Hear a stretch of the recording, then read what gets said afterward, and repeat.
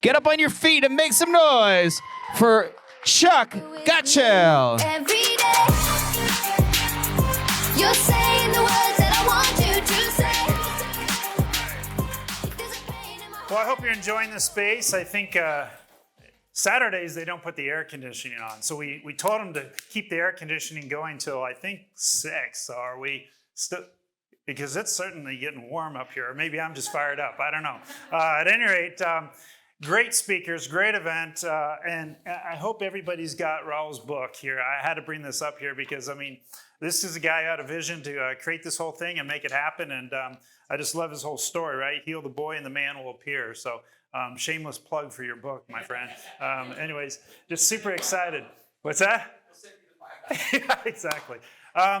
I'm here just to really wrap things up. You've heard so much information, and you had such great speakers. And Jim, to hear your story, and I've known your story for years. I mean, you mentored Tony Robbins for crying out loud, right? And here he is sitting here, humble as ever, just to share. And I mean, it's been really, really awesome. So all I'm up here to do is share a few words and give you a little bit of my story. I don't have anything great things to sell like these other guys, but I'll tell you what, I'm going to Jim's house here. I don't know, right, you guys, but we're gonna have some fun there. So my story is pretty simple. I basically had some good fortune. I was really blessed to build a real sizable company and live an incredible life until I didn't. And basically what happened is I was on the board of about an $8 billion company. And they decided to do some things that were not just immoral, but actually illegal. And I was supposed to share the good news of this change.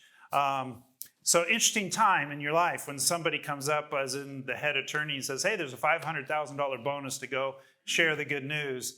And I'm like, that's not called a bonus, that's called a bribe, but thank you. And I actually resigned from the board and I thought, well, it's too bad. I just gave up a very large company and everything I had. I thought it was over. Unfortunately, I got a little piece of mail, and the mail was a lawsuit. And they said, geez, we really hate the fact that you departed and shared your opinion, and so you owe us $100 million. It's a nice piece of mail to get. So I'm like, all right, it is what it is. Let's do this. And so I went to court, and I actually won, which was unbelievable. It was just me and a couple guys in an $8 billion company. We won. I thought it was over. I went home, got another piece of mail. I go, this looks familiar. It was the exact same lawsuit, different state. So I went to another state. This time I was in Texas, won that lawsuit, and came back and victory again. Okay, this is great. So I got another piece of mail. I'm not kidding you. Third time, I went to the third state, and the lead attorney came over to me and said, Chuck, we know that you're going to keep winning, but there's 50 states. How long can you go? For me, he said, it's job security. He's the head attorney, right? So it didn't go very many more states, to let you know, and I literally was bankrupt. I lost everything. It was an unbelievable experience to go from that point. I mean, when I say nice, I mean, and it was blessed. I was flying around in Lear jets, speaking at coliseums of people. I mean, I remember this one time I go running into the tarmac. It was in San Diego, and forgot the name of that private airfield there. Oh, yeah, Palomar. And so I run in there and to the jet, and I'm like, I'm so sorry, I'm late. And, the two captains are standing there by the stairway, and they just looked at me and they started laughing. They go, well, like we're gonna leave without you. You're like the only guy on the plane. I'm like, well, American Airlines does it all the time. So that was just wow. So I had that kind of lifestyle. I mean, I remember this is how bad it was. It was really just out of control because I remember one time telling my wife, I got to go get some tires for the car, and she's like, okay. So I went out to go get tires for the car, and on the way to the tire dealer, I saw a car dealer. And I thought, well, technically, those are all new tires, right? So I came home, and my wife's like, did you get the new tires? I go, yeah. And good news, it came with a car. So she's like, you're an idiot. So anyways, it was just kind of just randomly spending money and living life and having fun until all that happened. It was so amazing how fast your life can just come crashing down. And at the time, I won't get into it, but I also got a text from my now ex-wife who said, don't come home, I moved you out when I was at a business trip. And that was all at the same time. So when I had attorneys calling me, I'm like, is this family law or is this, which kind of attorney? And it was an unbelievable mess. And next thing I know, I'm in this 1-bedroom apartment staring at the ceiling, just numb.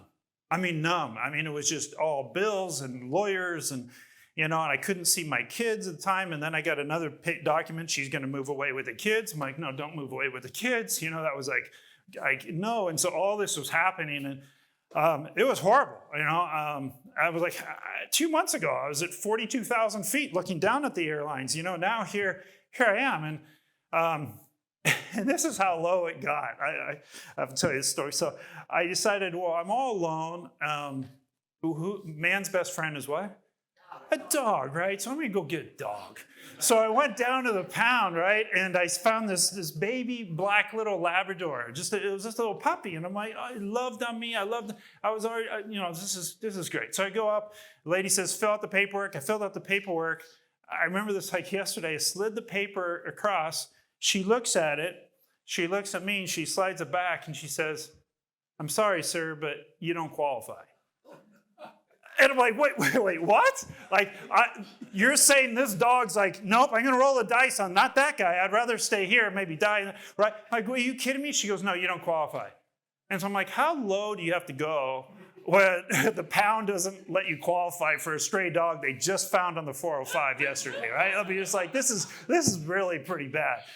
So I remember going back and long story short, it's like I gotta build something new. I gotta build a new business. And so I ended up a few different things and ended up landing on the company that is this today. And what was great about it was, I remember telling my partner, I said, hey, we got to move into our first office, which is a real small one-room office. And my partner, God bless him, he's like, well, wait, are you serious? And I'm like, don't say it. Because we started the company in my mom and dad's living room, and it's very humbling considering where I came from. Now I'm in my mom's living room, and my mom would bring me and him peanut butter and jelly sandwiches every day while we worked on our new business idea.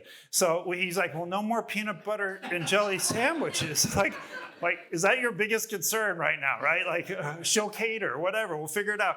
So anyways, it grew and grew, and now I'm blessed to have this business, and we're actually in an exit process. And so just again, very blessed. And so it's been an interesting ride, and I have learned a few things. And what I just wanted to share with you was really just the 3 things that every single time I go back to these same 3 things over and over and over and make sure that I've dialed them in. And so if it's okay, I just want to share with you kind of, what they are. So the first thing is called Reframing the Past. And Erica, who was just speaking about that, you touched on that exactly. And this is a big deal because so much we have these experiences and we hear things that people say to us.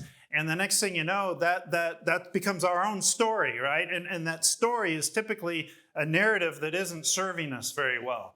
And so for me, I had to reframe this whole thing that happened was, you're not a loser. You didn't lose everything. Everybody's like, how does it feel to lose everything? You lost it all, man. You just lost it. And it was like, oh, I guess I'm a loser. And one mentor of mine, actually, I called him up and I remember saying, hey man, I gotta pull myself out of this and start over again. And he's like, dude, he goes, you had a great run, but lightning rarely strikes twice. I'm like, thanks for the pick me up, and so I'm like, maybe lightning does only strike, and so maybe that was my run, and so that becomes the narrative, right? Like if all these things happen to me, maybe I'm not that sharp, maybe, and so all these things, and so what I learned was you got to take that whole history, no matter what it was, and reframe it in a way where here's the key: don't waste a good hurt. Right? Don't waste a good hurt. You have this terrible thing that happened to you. Reframe it as not the victim, but how can I use that as a tool somehow to help? When I was listening to Roy up here and he was telling you it was horrific. Could you imagine at 7 years old you're being just beaten and then you're talking to people who are saying, the guy's saying he's being raped by his own father. Like these stories are unbelievable. How Roy took his pain and used it to empathize with other people who are going through pain, that's a valuable tool. When I grew up, and my house was more like Leave It to Beaver, for those who remember that. I lived in this perfect, what value could I bring to a guy telling me that story? I would have no connection, not the connection that Roy has, right? Roy is able to connect in a much deeper, more powerful way than I could. So although those were horrific situations that he went through, he actually used that pain for good. His pain is now part of his purpose, right? So he's reframing that, saying, I hate that I went through it, but I'm grateful I have the experience now because now I can use it to serve and help others. And when you reframe things in your past and you say, hey, wait, this is actually can be used for good, there's value now in the pain and suffering and the loss and all the things you have. If anybody wants to talk to me about what does it feel like to lose everything and what's going through your mind, and when you have thousands of friends one day and suddenly you have like two, you're like, where'd everybody go? It's like, I thought you liked me. There's a lot into there to learn and be able to empathize with. So number one is just reframe the past. And that's where a lot of these coaches are so valuable because it's hard to do that to yourself, right? It's kind of like a fish is the last one to know it's in water. It's like hard to kind of help yourself. And so get with the different people who are talking today and help you reframe some of that past. And how can you use the hurt and the pain and use it for a purpose? It's probably some of your most important purpose in your life is hidden in that pain, right? There's gems in there. So that's the first thing. The second thing is a matter of refocusing your state. And this is a big one, and this is like going to the gym and working out a lot because most people's refocus ability is a very weak muscle. It takes a lot of work. And what I mean by that was you've got to be able to shift your attention. What has your attention? Typically dramatic things, typically hurtful things, typically worry, typically fear, typically anxiety, right? All those kinds of things. I remember when I lost everything, here I am married sort of at the time, right, there, with kids, and I didn't even have a car. I mean, literally had no car. I'm here in Orange County. I have no job, no income, no business. I was losing $22,000 a month because I still had some properties and I had to pay so I was literally losing that much money. And oh, by the way, that was in 2007 when the economy crashed. Perfect timing. I thought, well, at least those properties will say no. So I had to short sell out. Yeah. So I had nothing. I literally had no car. I was borrowing my father's car. And my dad, who's a powerful Christian man, I remember I'm driving the car and I go up to his house and he looks at me and he goes, hey, I don't want to embarrass you. I go, what? He goes, your anxiety's showing. And I go, what? And he goes, your anxiety's showing. I go, well, Dad, I just lost everything. Like, of course I'm a little anxious. And he goes, no. He goes, look, either God has a plan or he doesn't, right? And either you believe he has a plan or you don't. And so either you have faith in his plan or you don't. And your anxiety is showing the lack of your faith. By the way, my mom and dad are here today. So if you can give them a hand, they're amazing. It was a gut punch, but it was a real check, right? Do I believe God has a plan in my life? Romans 8:28. I went home that day and I printed that out. And again, you all have whatever faith you want. I printed it out. Big old poster, Romans 8:28. He's got a great plan for me. I just stared at that every day in my one little bedroom apartment where I'm going to get through this somehow. And I'm going to have a smile on my face, Dad, during the whole thing because I have faith, not anxiety. So the second thing is like, hey, refocus. And that's a hard thing because you'll find through the day, are you listening to those old tapes again? Are you is it coming back out of your mouth? Or when that happens, can you shift into something that is more productive? Right? I run ultra marathons, which just shows I am a little kind of crazy. And then that means anything 50 miles or longer. And the first 24-hour race, which is a really simple race, it's typically a 1 or 2 mile loop where at 9 in the morning they shoot the gun, and then 9 in the morning the next day you stop, and whoever did the most loops wins. Sound fun? Who wants to join me? Right? So, and why do I do that? Well, I always joke. I go, because I'm not talented at anything else, so I just go until everybody quits. And so that's kind of my skill set. So, but I'll tell you, why I do these ultra marathons is for one reason. It's to grow that muscle. The ability to refocus my state. Because in any point of my day, I can feel myself focusing on something that's just grabbing my attention, that's not serving where I want to go. And I need to have that muscle to refocus where I need to go. And so in ultra marathons, let me tell you what happens. At 4 hours into a 24-hour race, guess what? Who's tired? Everybody. Everybody's tired. Now you got 20 more hours to go. So how do you keep going for 24 hours? Well, I'll tell you what you do. You focus, right? And every hour that goes by, for me, I have to have the muscle to focus tighter on what I'm doing. Meaning, at first I'm like, oh, that's a nice tree, a nice lake. Again, but after a while, it's like 1 breath, 2 steps. 1 breath, 2 steps. And that might be 2 hours of thought. Just focus down into that, right? Because if I think about how far I've gone, I'm going to be like, I can't take another step. If I think about how many hours I have to go, I'm going to be just depressed and I won't be able to take another step. So the only thing I can focus on is literally taking that next step, right? That next step. And so training that muscle to be able to do that, because that's how a lot of us are. We're like, look at all my history in my life. It's horrible. Oh my gosh, look at my goals are so far away, right? How about just focusing on the next step, right? Something positive you can do right now. So that's really, the second thing is learning to grow that muscle where you can say, I'm going to reset my state whenever I need to, right? And I'm not going to let my emotions just take over my state and just be kind of a product of whatever emotion happens to hit me. No, I'm going to go ahead and take charge and refocus my state. And that's a muscle. It's easy said, hard to do, but over time you can learn to do that. The last thing is about, so once you refocus your state is really, and for some people this is the hardest one, reimagine your future, right? Reimagine your future. Meaning you got to create the imagination. You got to get like possibility thinking. And this is hard because what we don't want to do is feel let down. I did dream about something once and I failed. And I tried again, I failed. Do I really want to get my hopes up? I mean, how many people don't get their hopes up? Well, that's where it starts, right? So get your hopes up. You have to have courage to get your hopes up. You got to be brave to do that. You got to be able to say, hey, I'm imagining what life could be. What do I really want? Build that dream board, right? Design it out. Where are you going to be in 6 months, a year, 2 years? What matters to you, right? If you could picture yourself in the future, what would be the ideal life? And I'll tell you what, when you start doing that, it really gets pretty awesome because you do have that opportunity to start again. Your history doesn't have to be your future, right? You've heard that a million times. Now, here's my only tip on that, at least my challenge to you. Picture what you want to achieve. Like when we started this company, we said, hey, we want to hit this much revenue for those entrepreneurs. Okay, great. Now, picture a really great year. All right, then I guess it's this much revenue, right? Okay, great.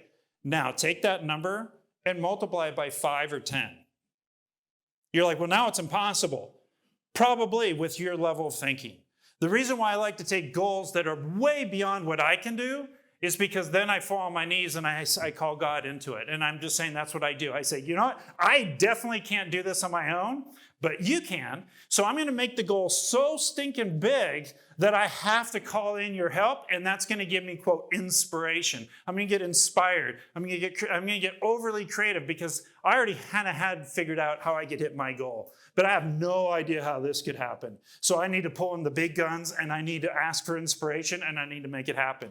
In this office, by the way, that very corner room right there, where we kind of have the computer set up right now, that Irvine company, when I built this out, pleaded to have me make that my office. And I'm like, it would be a nice office. But I took my office back here and I left that room, and that room is called the inspiration room. So anytime somebody wants some inspiration, like, hey, they're not figuring out how to solve the problem, go into the inspiration room, look out at the view, let it just come to you, let it flow into you, have a whiteboard there, and just start writing things down. And all of a sudden, you'll achieve things you never thought were even possible. So it's so important that you don't cap your own future by your own level of thinking, right? Allow yourself to be opened up by coaches, by your faith, by whatever it might be, an inspiration room, whatever, right? But plan on that. Reach as high as you can. Here, let me show you something real quick. Reach as high as you can, real quick, everybody, as high as you can. Ready? Is everybody reaching as high as you can? Okay. On 3, I want you to reach a little higher. 1, 2, 3. Oh, okay, great. How about that? All right, so even that little silly, stupid example, what just happened? I asked you to reach as high as you could, and everyone here wanted this, and I want to tell you what you all look like when I said, did you reach as high as you could? You're like, yes, okay, now reach higher, and everyone went, right? Well, That's what we do. We limit ourselves. We think, oh, we're doing the best we can. We're achieving the best goals we can. Are we really? Or could we probably do that? Right? Could we probably do that? And so I want to kind of wrap up with two quick things. One is I want to let you know that I wrote a list. This is being really vulnerable. But I was out in Phoenix at my son's golf tournament, and I was sitting there, and I made a list of the ideal woman. Like, I was like, this is going to be like the ideal list, right? I'm single, and I'm like, could you imagine? And so I wrote down, I'm like, that's not just reaching high. That's like the times 10, but God's got to help here, because this just isn't good. This is way outside my, pay grade here. And sure enough, during COVID, I had hair that probably looked like your hair, because nobody had a haircut for like a year. And all of a sudden the salons opened, right? And I saw a salon open, and I went bolting in the salon to get a haircut. And this gal came up, and she's like, hello. And I'm like, I think you're my list. And sure enough, Misty, my fiancée here, right here's. Anyway, give her applause, go on. Okay. Anyhow, and I'm like, see, that worked, right? So you would just go for it is my whole point. And so I'll finish with this quick story. I was trying to think of like, what's an example of just like being really inspired? Like, because Raul says, hey, make sure they're excited when you finish. I'm like, all right. So again, blessed, just really fortunate to be able to speak all over. And one of the places I got to speak was the Czech Republic. And I got to speak in the late 90s, right after they became really free. And so these people have always grown up under a communistic rule. And so we had an arena there. It was like 8 to 10,000. It was the largest arena they had there.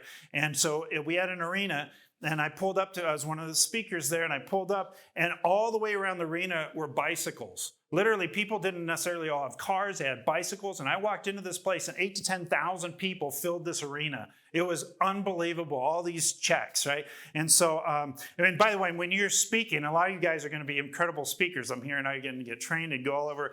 When you speak internationally, it's really odd because you have translators, right? And so you'll say something really short like hello, and they'll go on for like 30 seconds. And it's like, I don't think that translates exactly with what I just said, but I'll take your word. So anyway, so I'm in this, I was wrapping up, and at the very end, they had the speakers up on stage afterwards, and I'm dating myself, but this was in the 90s. They started playing a clip at the very end of this event of Free Willy. Anybody remember that movie, Free Willy?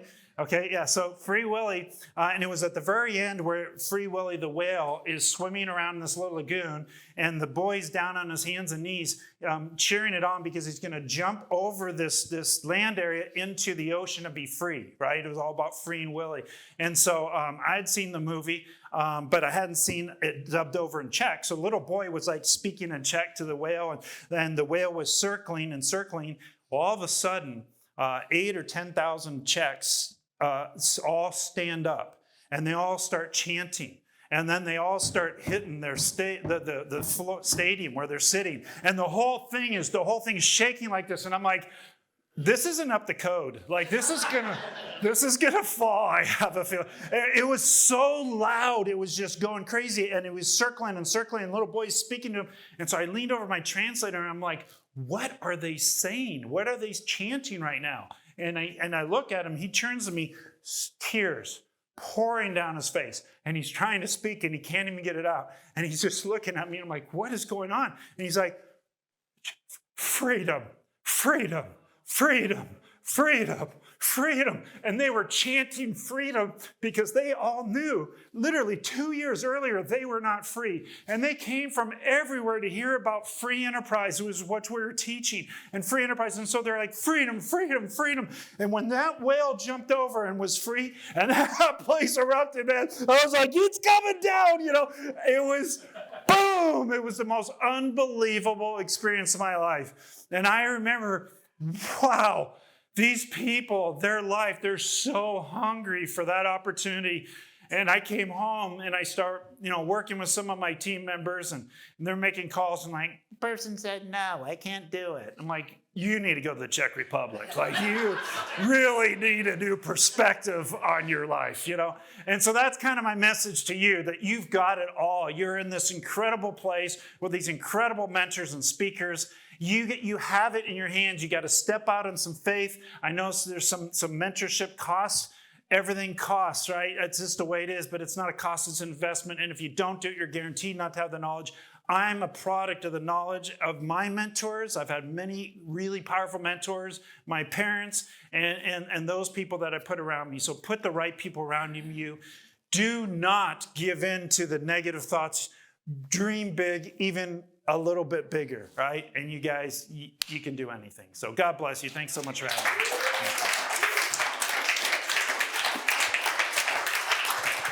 Yes.